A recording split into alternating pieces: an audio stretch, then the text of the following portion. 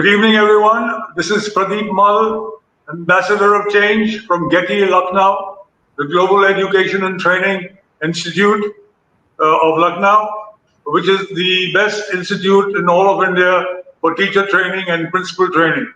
We have many in-service and pre-service programs, and I'm extremely thankful to Dr. Sunita Gandhi, who is our mentor. And for more information on this, you can go to 740-840-1000. You are at present on our disruptive education platform.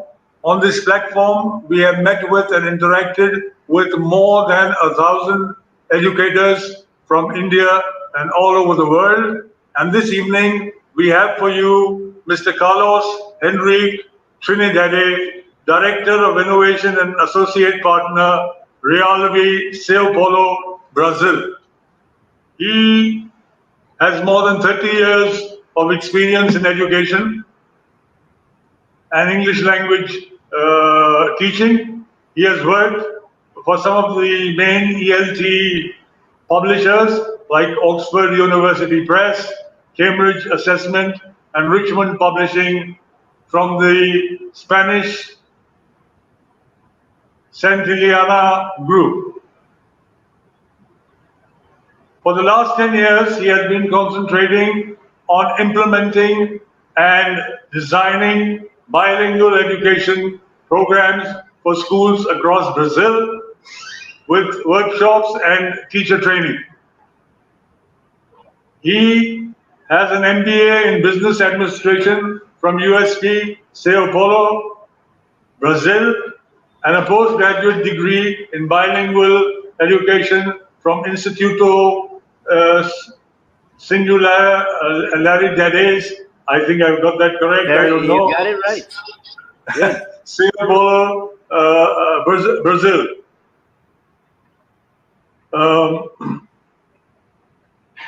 He has a degree in Portuguese and English from USB Rio de Janeiro, Brazil. He is a professional executive coach certified by SLAC, Latin American Coaching Society. Currently, he is an associate partner, innovative director at Realvi, as I've told you earlier, an edtech company that has designed an educational solution that uses immersive education and technologies such as VR and AR, as well as voice recognition engines and artificial intelligence to boost language learning. He enjoys playing beach volleyball and music, and he plays the guitar. All of Latin America seems to play the guitar, and he sings in Portuguese and English. He collects coffee mugs from all over the world, and will be speaking to us on immersive technologies for bilingual education. Thank you, Mr. Carlos, and over to you, sir. Thank you very much. Good evening, people. For me here, it's good morning, actually. Well, I'm going to talk to you briefly about this project that we're developing here and why we're developing this project here using immersive technologies for bilingual education.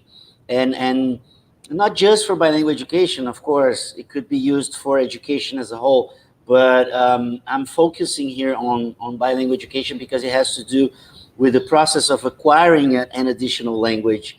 And we believe this can actually have a very positive effect on language acquisition and especially in the speaking skills of the students. So to start this conversation, actually, is important for us to know what are the key concepts around bilingual education worldwide. What is needed for us to achieve some level of bilingualism.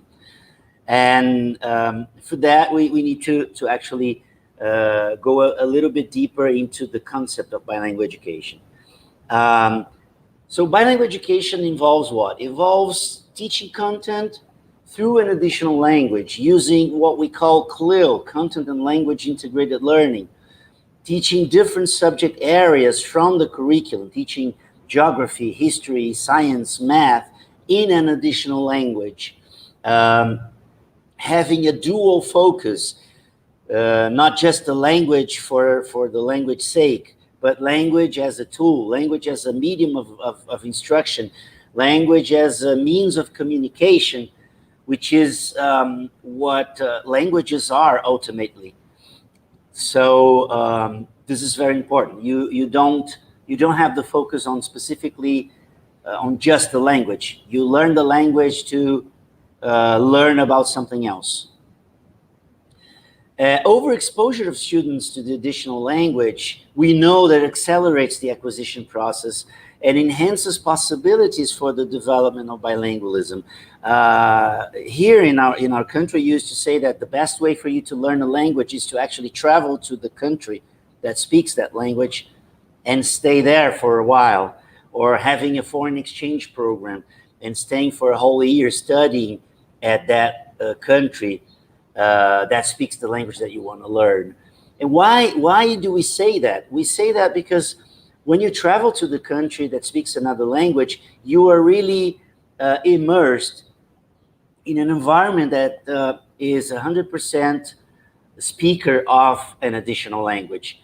There's no way out. There's no running away from that environment. So it really accelerates the process of making sense of the many structures of the language, of the vocabularies, of the way that people speak, and the way that people understand actually the world. Because learning a language is not just learning the code itself, it's learning the way of thinking of that community that speaks that language.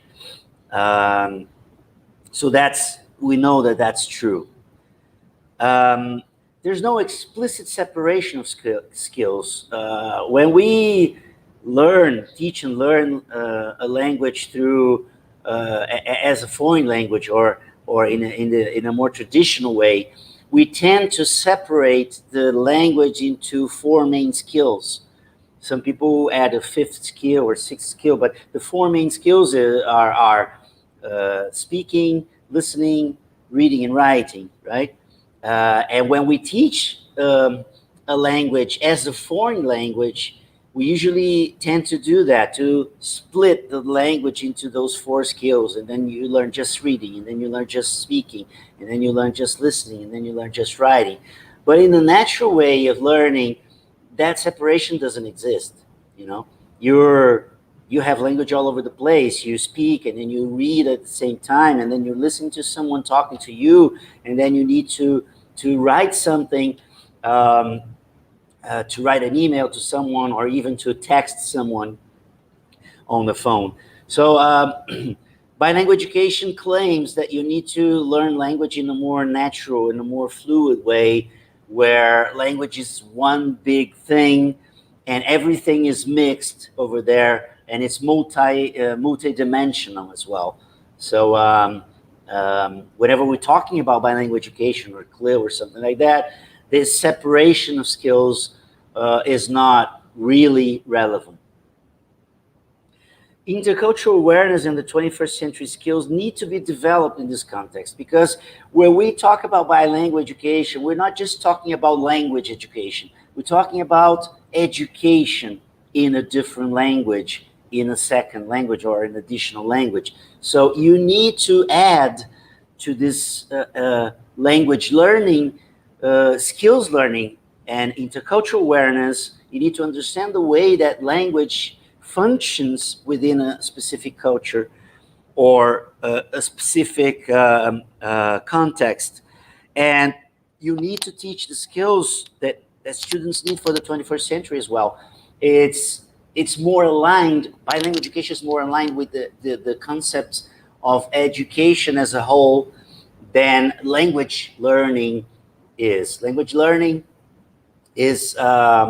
focuses too much on just the language and not on the other aspects that are involved in language. And culture is a very important aspect when you learn a language. When you learn a language, there's a big amount of cultural learning as well that needs to be taken care of. Active methodologies put the students in the center of the learning process and make it much more meaningful. And that's true for education as a whole right now. For education in the 21st century, you need to use active methodologies. You need to put the students in the center of the process. You have to run away from teacher-centered environments where just the teacher speaks and students don't speak and students don't have a voice. Students need to have a voice in the 21st century in the classrooms because they have some things to say that are meaningful, that are important, that are relevant for the learning of everybody. So active methodologies need to be involved, not just in bilingual education, but in education as a whole. And then you see how connected bilingual education is with education and the educational process as a whole, which I like it a lot, by the way. And also, developing speaking skills is the greatest challenge for the acquisition of any language. That's a challenge. That's the biggest challenge for language learning, for bilingual education too, speaking. Whenever you ask someone if someone understands or masters a language, the way you ask them is, do you speak that language? Like, do you speak English? Do you speak German? Do you speak Portuguese? Do you speak French? Do you speak Italian? Do you speak? Why? Because speaking is the ultimate skill that you need, is the most important skill that you need for effective communication. And it's also very hard to develop and very hard to measure. So that's still a challenge in the 21st century, and we need to look for ways of actually catering for that and making sure that the students are comfortable enough to start speaking, produce orally, so that we can work with that and we can polish up that specific skill of speaking. So now we have the concept of bilingual education. We have what was important for bilingual education. And now we're going to be talking about characteristics of those technologies that we want to blend with bilingual education. Immersive technologies. And the immersive technologies that we're talking about here are virtual reality and augmented reality. But what are those? What is virtual reality? What is augmented reality? Virtual reality is a simulated experience that can be similar to or completely different from the real world. This is a term that was first coined in a science fiction context in a book called The Judas Mandala in 1982 by Damien Broderick. Okay, and so virtual reality is an immersive experience where you actually replace the real world by an artificial world. You replace the environment, the real environment that we're around, that it's around us, for a totally virtual, imaginary, or non-existent, or simulated environment. Then we have augmented reality. Augmented reality is an experience of a real-world environment, so you don't replace the real-world environment, but you mix the real-world environment with the objects that are computer generated. So it's an interactive experience of a real world environment where the objects that reside in the real world are enhanced by computer generated perceptual information that sometimes go across multiple sensory modalities, including visual, auditory, haptic. Haptic is related to tact, somatosensory, and olfactory. So it's an experience where you actually you continue in your real world, but within this real world there are some virtual objects, virtual things that appear, and actually you have the feeling that those virtual objects really exist, and you can see them, you can hear them, sometimes you can even touch them, or you can smell them. Right? So those are the two immersive technologies that we are planning to use in bilingual education in order to actually simulate immersion in that target language. This is an example of a virtual reality where you're actually simulating the real world, right? So you see this, the scenery, and it's a feasible, and it could possibly be something real that we're looking at here. There's grass, there's the buildings, there are people. So it's really trying to simulate the real world. You can see the sky and the clouds. So this is one way of using virtual reality. But another way of using virtual reality is to creating sceneries that don't really exist. Okay, this island here doesn't exist in the real world. You can even work with sceneries that are similar to some sceneries from video games that have nothing to do with the real world itself. But yet you can walk inside those sceneries by using virtual reality. So the possibilities here are infinite. But there are some issues with immersive technologies, and I'm going to focus on two of them. One of them is protagonism, and the other one is costs. And we're going to take a look at that and see if those are really big issues, or if there's some obstacles that can be overcome, right? So wonderful sceneries, landscapes, and environments do not guarantee active interaction. Um, you you might as well be immersed in a beautiful environment, but what are you doing inside this environment? Are you just watching it? Are you just a spectator? Then it's not really meaningful in terms of learning, in terms of education. Also, costs are usually prohibitive. If you take a look at those um, goggles, VR goggles like Oculus from Facebook or the HoloLens from Microsoft, they're really expensive. They're not really popular. Some schools can't afford to have those to actually use virtual reality. So how can we overcome this? Um, Again, usually VR and AR place students as passive spectators. They look around, they see, wow, this is beautiful. This is a wonderful scenery, but they don't do much inside those sceneries. They don't interact with the images. So it's not really that powerful in terms of learning for students, because we know that we need to place students as active uh, players in the situation. So how can we overcome that? So that's the big question. How can we use immersive technologies for education, placing students with an active role inside the experiences, and also making it financially affordable? So is there a way to do that? Another important important technological feature that we're going to be using is voice recognition and artificial intelligence. And maybe that is the answer to the issue of having students as passive spectators in the VR and AR environments. Why?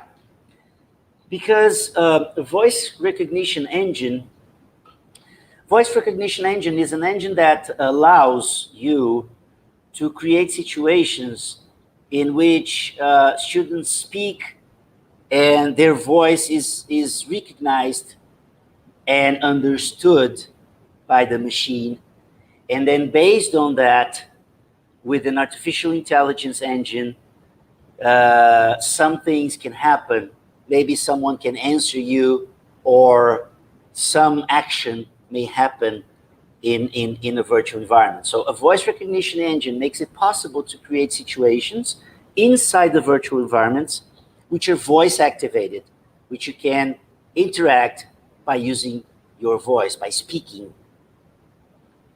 And then AI, or artificial intelligence, can broaden the possibilities, bringing a variety of outcomes depending on what is spoken by the learner. So the learner says something, and according to what is said, it is processed by the artificial intelligence, and then the artificial intelligence responds to that in a variety of ways.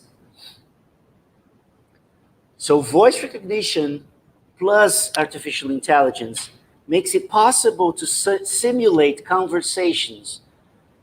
You can create, for instance, virtual characters that can hear the student can speak, and they can hear the student, they can understand what the student said, and then reply. So you can actually have conversations inside the virtual environments. That changes the game, that makes students more active, that makes students protagonists inside those environments. So now let's see how it would work, right?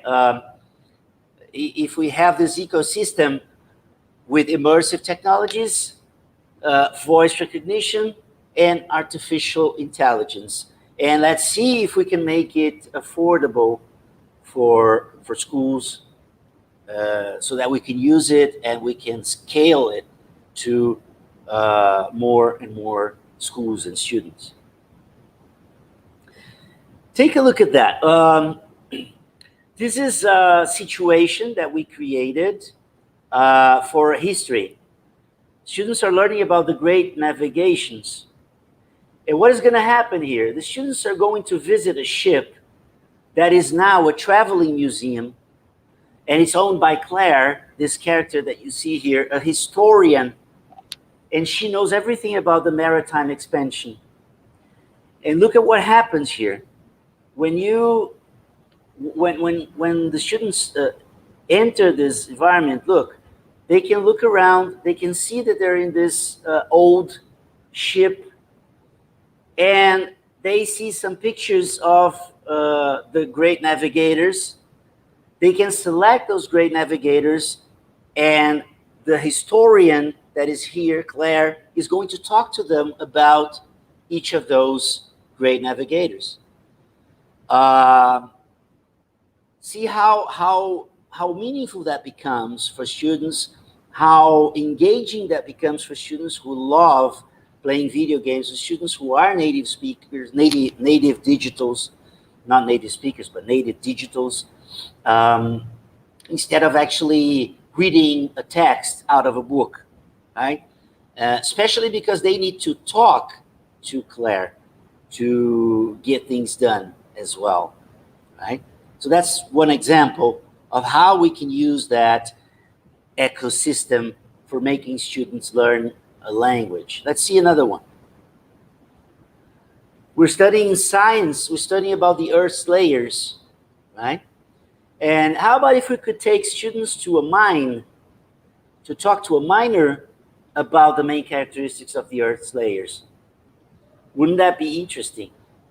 Wouldn't that be really nice to actually feel like you are in a mine and you're talking to the miner about the Earth's layers and what happens when you go deeper inside the Earth? It will be much more interesting than actually reading a book. Now talking about augmented reality. In augmented reality, what you usually have is you have a code. Sometimes it's a QR code, sometimes it's a different type of code, but the code triggers the phone, the mobile phone's camera, and it shows digital objects as if they were in the real world, right? I have here two examples of how we could use that for language learning.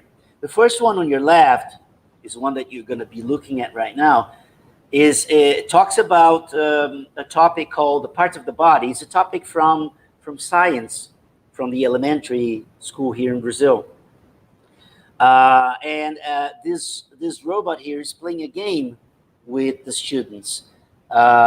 It flips one card, shows a part of the body, and asks students what this part of the body does, or what is it used for.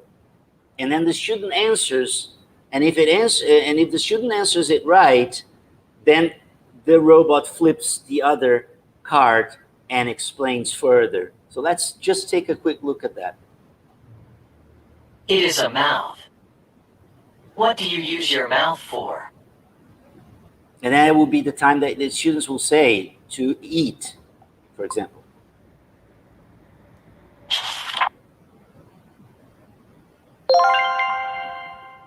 Awesome.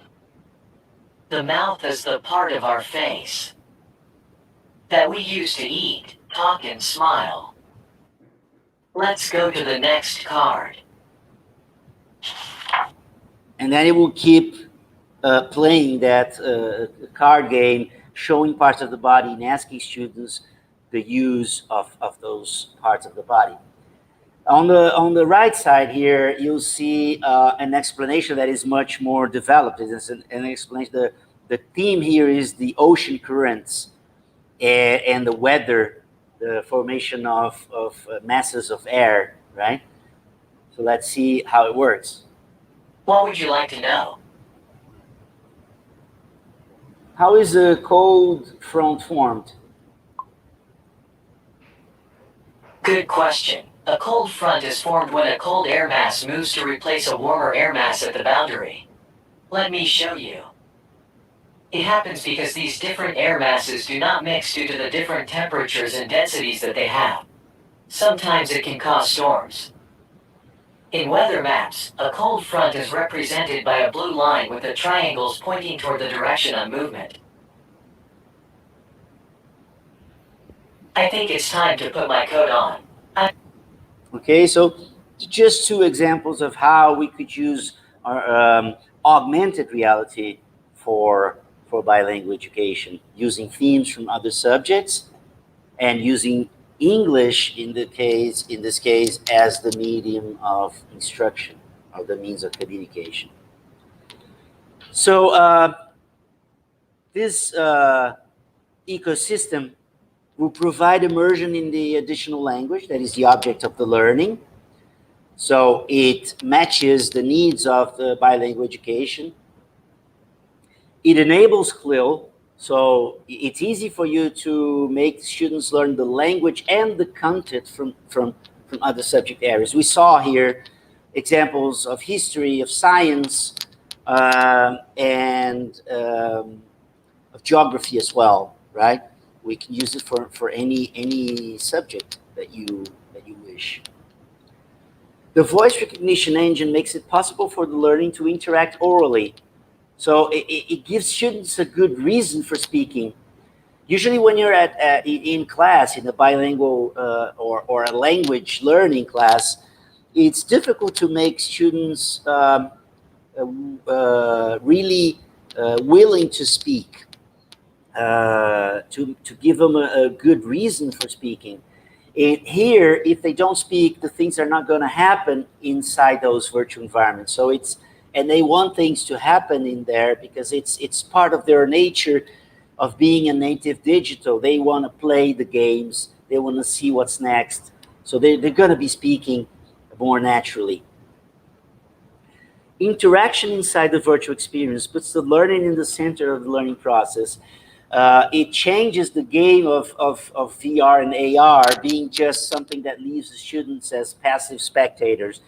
Here, no, they are good as spectators because they see the whole environment around them, but they need to do something inside the experiences for things to happen, right?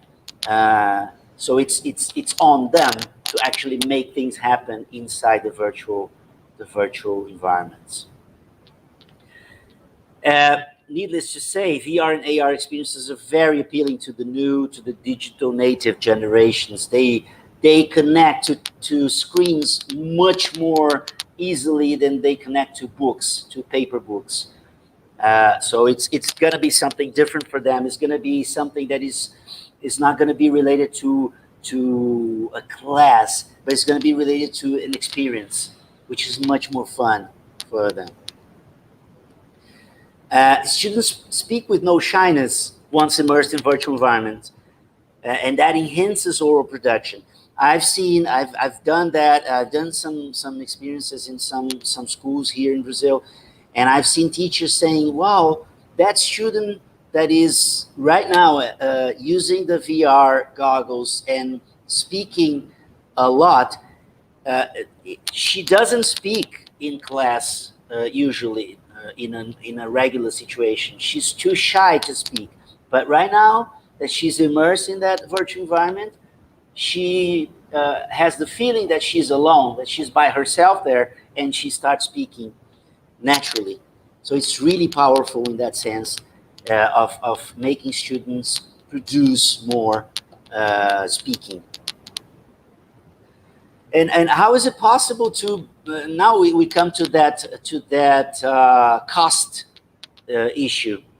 How is it possible to create a model that is cost effective, that is cheap, that is reasonable, at least for schools to afford? First thing that you have to do is to create an environment that is BYOD, right? It's bring your own device. Students will have to bring their own mobile phones to class. The environment that we created here, the ecosystem that we created here, doesn't demand a top quality mobile phone. All you need in the mobile phone is a sensor called gyro. Gyro is a sensor that senses the 360 movement of the cell phone. That's the only sensor you need, and it's usually in the majority of the cell phones that are available in the market right now. So you don't need a very expensive cell phone to make it happen, right?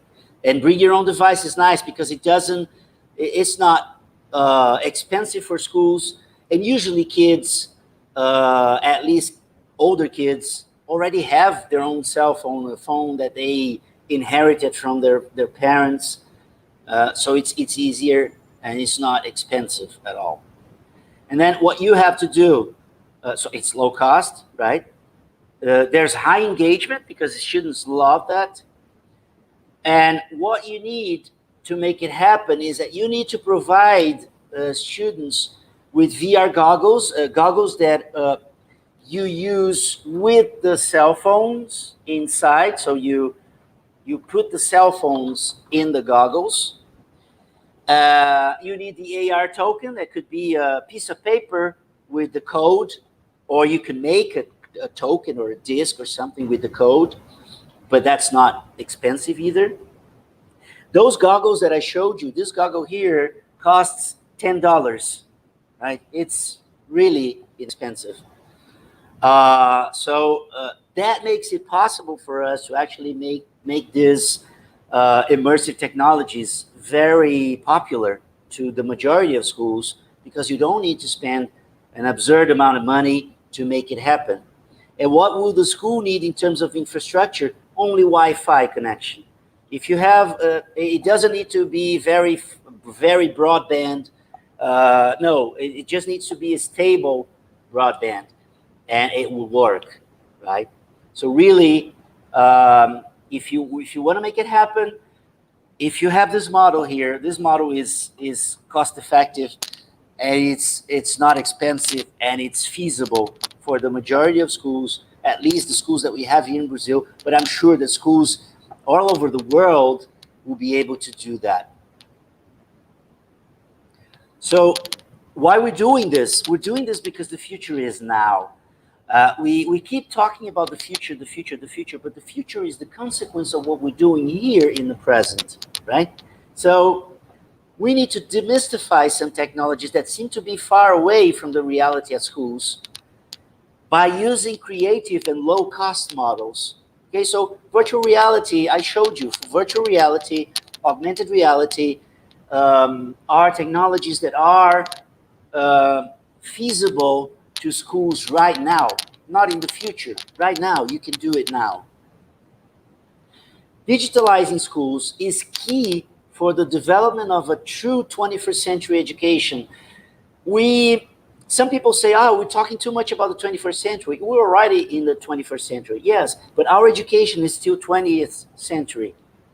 And we're moving towards the second decade of the 21st century, but we still have 8 decades to the end of it.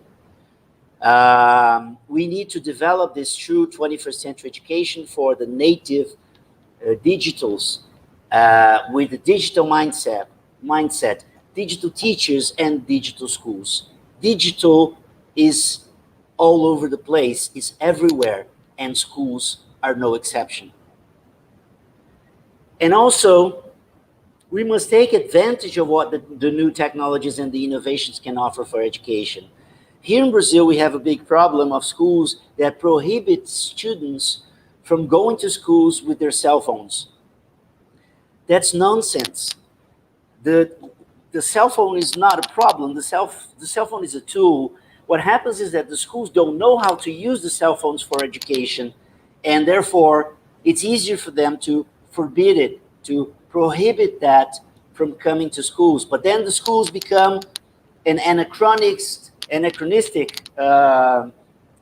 space, like a time machine. You get in the school and you're in the past, because students have cell phones all over the place. They use digital all over the place. And when they go to school, they cannot use the cell phone, and they're a bit separated from the digital, which is a shame. We need to use the digital. We need to use the new technologies to improve our education and to actually develop this true 21st century education. So that's what I believe.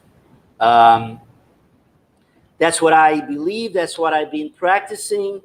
I really like to thank you very much for the opportunity of talking about this issue, because it's been my life these days. And if you want any more information about that, that's my email address here. It's carlos@realvi.com. And thank you very much for the opportunity, and I hope you enjoyed it. And if you wanna ask me questions, you can send me the questions through email, and I'll be glad to answer it. Thank you. Thank you, Mr. Carlos Henrique Trindade, on that very impressive talk on immersive technologies for bilingual education. And I guess you were able to do it so beautifully because you've actually experienced it yourself. You've innovated those ideas, and for that we'll be very thankful to you. And I'm sure it's going to be very useful to people in India and all over the world to try and introduce that particular technology. And then maybe we can meet you or get to you for your expertise on this. So besides for this, good evening everybody. I request you to watch our detox on disruptive literacy movement by Global Dream, again an initiative of Dr. Sunita Gandhi since 2014. The whole idea is to make everyone in India literate, for which we need an each one teach one strategy to ensure foundational literacy and numeracy. And for this, we have talks also, and we would like you to join the movement to ensure that everybody in India becomes literate. And for more information on the talks, please go to 7408401000. So thank you, sir. It's been very refreshing listening from you. And everybody, good evening and goodbye. Thank you very much. Goodbye.